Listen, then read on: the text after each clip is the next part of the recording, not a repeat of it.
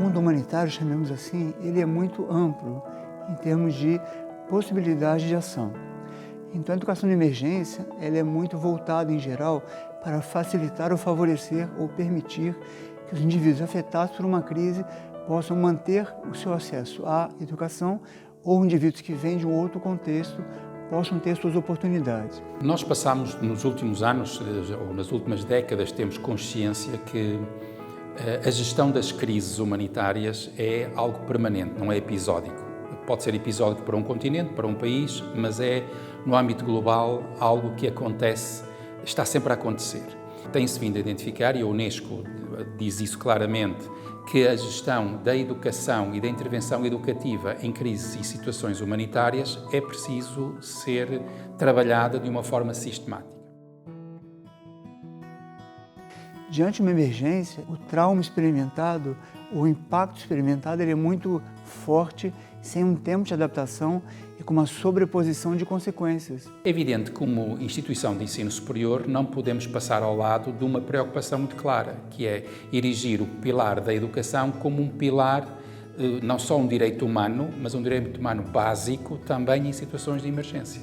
É nesse contexto que a educação e os serviços de educação são ainda mais fundamentais e são mais urgentes, não é? Não só no sentido do acesso, mas no sentido de proporcionar qualidade nos serviços de educação e nas respostas educativas que se possam organizar. Então é muito necessário que no âmbito educacional se conheçam abordagens de educação, por exemplo, voltadas para a superação do trauma, para que o indivíduo, a criança ou adulto, ou mesmo um adolescente, possam viver ali um processo de superação saudável, que aquele trauma ou aquela situação não represente uma cicatriz que no futuro vai interferir na recuperação de uma certa normalidade, digamos. É neste sentido que a aliança entre instituições da sociedade civil, como é o caso da Fraternidade, Missões Humanitárias Internacionais, em articulação com uma instituição da academia, não é, do ensino superior, possam, em conjunto, trabalhar esta área na sensibilização, na advocacia, na docência, não é, na preparação da formação,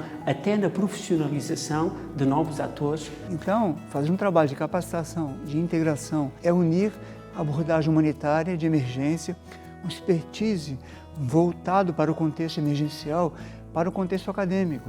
Dar uma resposta educativa de qualidade é ter em conta o contexto das pessoas, sejam refugiados, sejam deslocados, sejam as comunidades de acolhimento, não é? É ter em conta as populações afetadas, quais são as suas necessidades, quais são as suas aspirações, quais são os seus sonhos para o futuro. Tudo isto eu penso que pode ser reunido em propostas muito interessantes, não é? Na área da educação em contexto de crise e de emergência, não é? Para responder aos milhões no mundo que necessitam de apoio educativo urgente.